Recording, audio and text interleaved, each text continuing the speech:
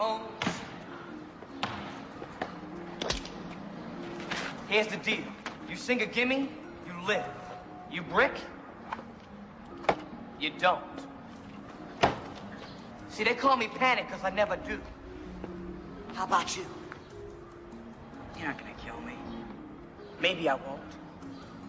Or maybe I'll just have my dog rip your leg off. Shoot the ball, man. I ain't got all day. I'm a busy man.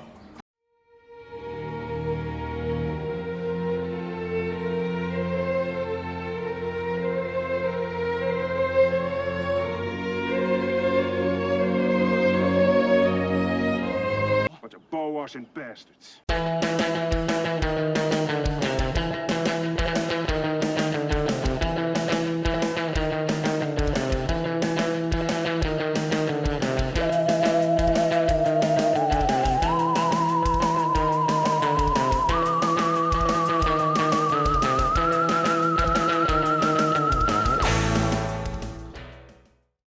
Welcome to Schlock Jocks.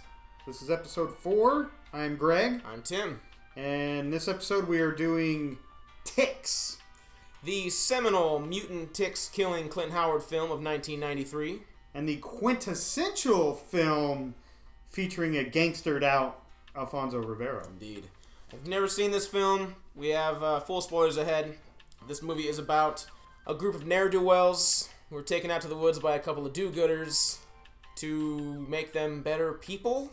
No, they're going to unite or harmonize with nature is what she says. Is that what she says? Yeah. Okay. Get in harmony with nature. To make them better and people? bond with each other. Okay. Because everybody love everybody. Yeah. But they, of course, they are descended upon by mutant killer ticks. Yes. So there's your movie. It's got pretty damn good cast. The aforementioned Alfonso Ribeiro, who is of Fresh Prince of Bel-Air fame. Carlton Banks, if you don't know, somehow you don't know. He's all gangstered out in this movie. Yeah. He's got the shades and the backwards hat. Trench coat. Yeah. Says Holmes. Yeah, he does a lot. Got a switchblade. Pretty unbelievable. Yeah. It's really hard to buy him in this role. No. Once you've seen him as Carlton, he's so good at Carlton. Yeah. That's what he is. Yeah, and this came out in 93, so Fresh Prince is always well in its way. Yeah, you're probably... It's at its peak at this point. I think so. And he doesn't do a very good job of selling it.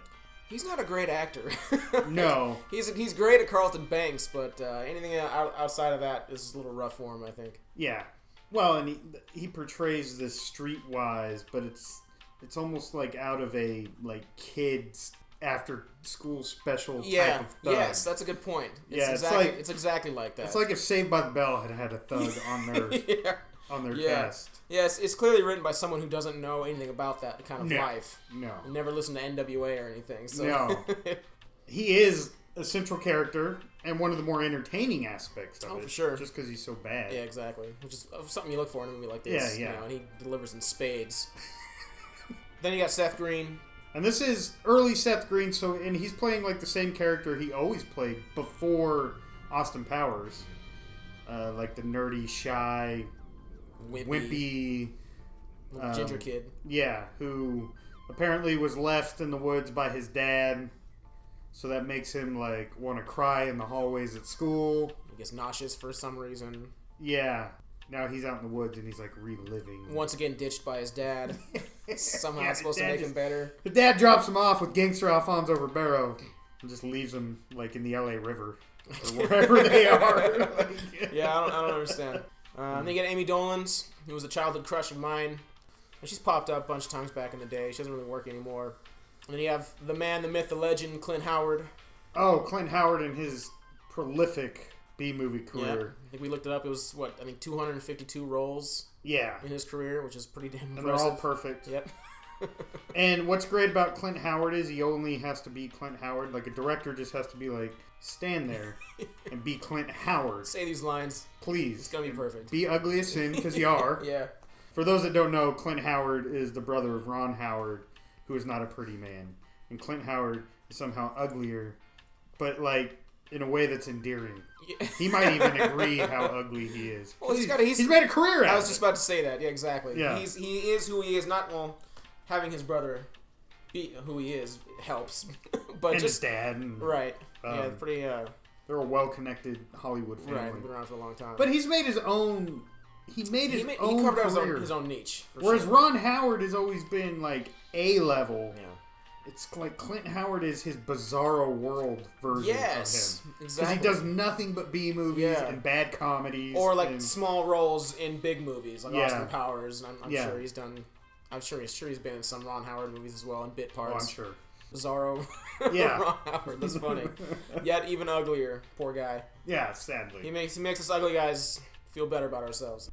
So these kids are in the woods, and they're brought out here to do good, but they face not only mutant steroid-free ticks. Yeah, they face a couple of... They're weed farmers. I guess they're weed farmers. It's supposed to be a big secret operation, but everyone in town knows about it. The vet knows, the sheriff knows. Yeah. No one seems to really care. No. These guys are a very mismatched pair. And like the one guy, one works for the one, and like the boss guy has this like feathered Farrah hair. He wears a trench coat. He wears an ascot, which is almost insulting. He's always combing his hair. And then his little lackey is this dirty little redneck. Perverted. Yeah, pedophile with rotting teeth. Backwoods. Yeah, total redneck. Hi there, cutie. What brings you to our neck of the woods? Huh?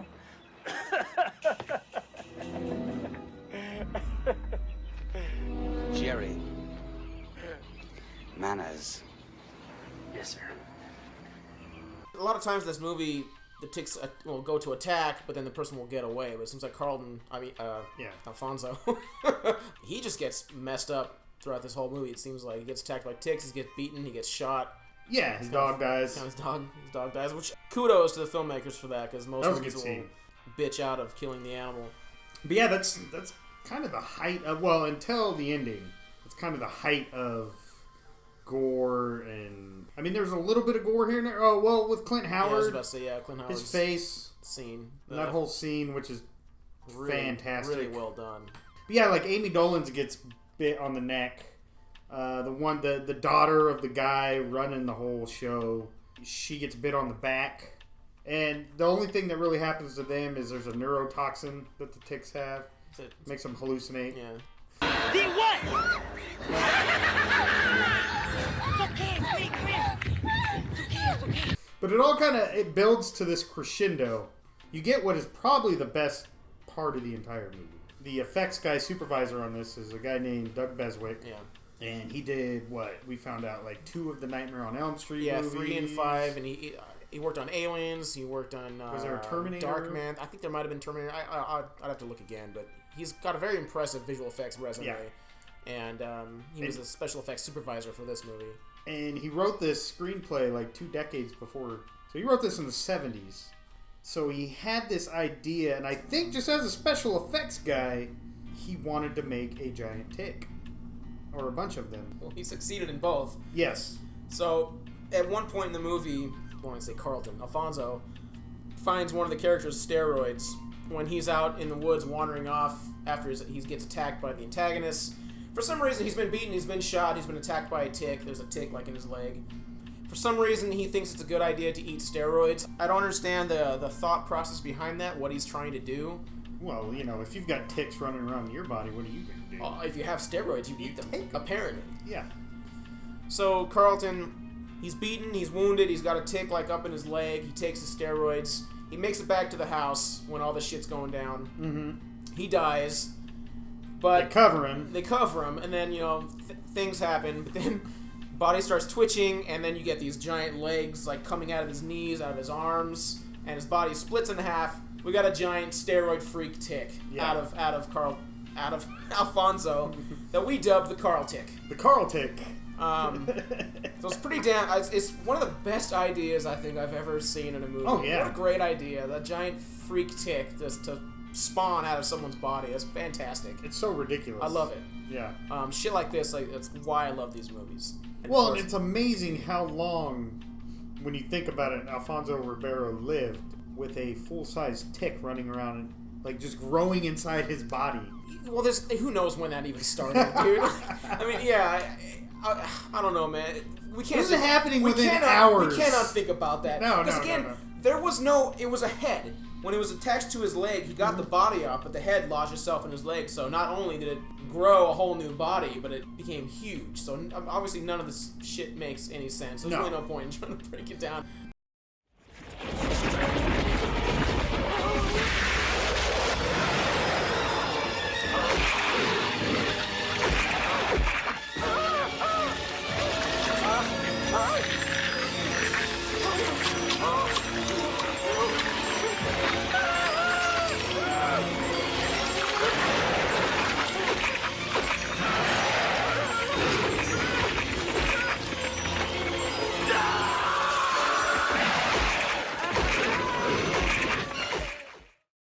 Seth Green ends up being the hero. As expected. Yeah. So, and he doesn't even do a very good job of that. Well, it's a broom on fire. That's something. Yeah. And that's what's cool. Like, they put the broom or any kind of fire near the ticks and they just explode. Like that. Like yeah. It's nothing. And it's instantaneous. It's pretty funny. Yeah. I think he shoves the broom in the tick's mouth and like it explodes, and of course they're just barely escaping the cabin, and like the whole cabin like blows up. Yeah. For no real reason. Well, remember there's like a trail of fire that leads up to a propane that magic tank? trail of fire. Yeah. That just, like someone laid gasoline down. Yeah, I forgot about that. Okay. And as we know, propane tanks are geared to They explode with the slightest flame. Any Yeah. heat, the whole thing blows. That's, Yeah. that's how it's made. Science! So, I wanted to talk about the effects of this movie because Doug Beswick and his team did a really good job. Yes. We both agree that ticks are pretty much the most disgusting little things on this planet. So the fact that he made this into a movie was a damn good idea, and they did a damn good job because they convey that The grossness. that creepy, nasty feeling you get with you can say a regular tick, not let alone ones that fit in your hand. The sound they make when they're scuttling around is gross. They're just greasy. Yeah, they're just nasty, man. And when they pop, they're just full of all kinds of nice shit, So they did a really good job. And of course, the Carl tick was fantastic. Yeah. Like the egg sacs are legitimately gross looking. Like slimy, pulsating, like when they pop one open, like just slimy pods come out of it and plop down on the ground. Did a great job. None of it was CGI, so it's a mix of. They did some like stop motion animation. Yeah, stop motion, some puppetry, probably some animatronics in there. Yeah, it's all practical effects. Yeah, which is very good. Yeah, that's what it should be. Because this is around the time you start to see Jurassic Park and Independence Day, and CGI is starting to have like its little heyday in the '90s, and they avoided any of that. Yeah. And it would have ruined the movie. Absolutely. I hate when you see a movie with shitty CGI that would have been much better with practical effects. Yeah. The Thing prequel is a perfect example of that. They even had, well, I won't get into that. That's another topic. Yeah, CGI was just kind of coming into its own right around this time. It probably would have been way too expensive for them to employ. Yeah, well, this is low budget. It's a low budget. Now movie, so. CGI is low budget. Exactly. But it would have came across looking like a shitty sci-fi channel movie. Yeah, for sure. The one thing I could have used a little bit more was death.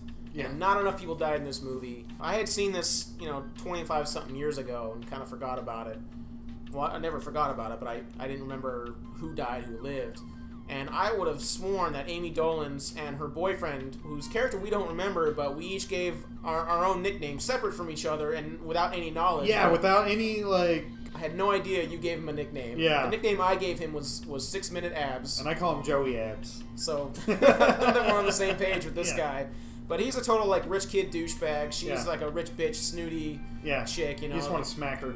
They're set up to be cannon fodder because they don't contribute at all. All they do is complain and bitch. They do nothing. They're completely obnoxious. Like, these are people that should die in a movie like this. They don't. They live. Nope. In Clint Howard's wonderful scene where the tick is in his face, she's the one that finds him, and it bursts out of his face, lands on her neck. You think, oh, here we go.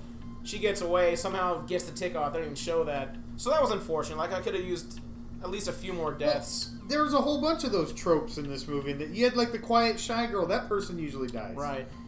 And that's when you feel bad for her, because, like, what did she do? And then, you have, like, the douches. Yeah. And they survived. The only one they got right was they killed the black guy. Yeah, that's right. That's true. Yeah. That's true. And they killed the shit out of him. Yeah, they really killed. He got the worst in this movie. Yeah. Poor guy.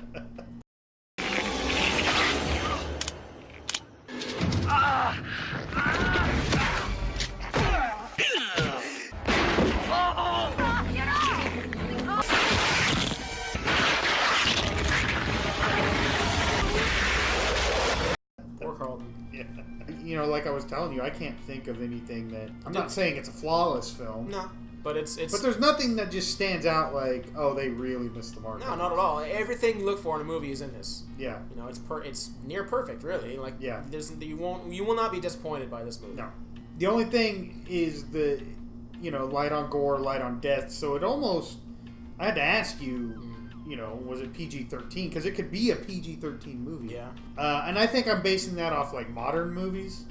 I think for the time it was probably... Modern movies, this would definitely be a PG-13. Yeah. No nudity, light on the gore. I don't know what they were trying, like, what audience they were trying to capture. It does kind of seem like they're appealing to a younger audience. Yeah. So, well, just the characters are so after-school. So all of them are. They're just, like, after-school special tropes. More caricatures. So they're like what you see in a slasher film, except they're like more wholesome and toned down. Sure. They're not as shitty. Yeah. You actually, I'm not going to say you care for them, but you don't hate them except for the two rich kids. The douches. Yeah, and they're just awful. Yeah. So we have to decide whether we put this one in the Schlock Locker. Absolutely. I agree. Fantastic movie. You don't see movies like this anymore. Films are made differently now. It's just a bygone era, product of its time. Yeah. And it's unfortunate, but at least we can still find these movies to watch them and enjoy. Yes. They are preserved. Not just a creature feature, but it's like the most ridiculous creature that you can turn into a monster. Yeah. And there was a whole bunch of these movies throughout the years. Obviously, a grizzly bear is scary, but if anyone's watched Grizzly, it's like a bear that walks and like attacks people. And like Razorback, a giant boar. Yeah. You've got those Worms. I don't remember what years, 50s or 60s, The Night of the Lepus. It's a bad Giant movie. rabbits. Giant rabbits. Yeah. It's of that mentality, and it's great. Food of the Gods, which is giant rats. Yeah. So you see creature flicks. You got the Meg. You got you were talking about a film called Gator. Crawl coming out soon. The closest thing we could think of is Piranha, which was made as a parody of these type of movies. Yeah, parody / homage. Yeah. Which is it was a great movie. Oh, I loved amazing. it. Yeah. Watch Piranha. Yeah, hell yeah. And I think CGI, you probably see them on the Sci-Fi Channel, but they suck. Yeah, the Sharknado type and like. Yeah. I never got into those. Yeah, me neither. Yeah. So I appreciate what they're doing. They're keeping the camp alive, but those are more like joke movies, really. Yeah. You don't see them in theaters too often. No, they're straight to as video. major releases. Well, Greg, what's your rating for this movie? I'm gonna go ahead and rate this the entirety of Clint Howard's forehead. Damn it, that's good. All right, my rating is a complete 6-pack of hot chiseled abs. Joey abs. That concludes the discussion on ticks. For Schlock Jocks, I'm Tim. I'm Greg. And if you're out sunbathing, remember to stay in the shade because, that ozone thing. Take care. Good night.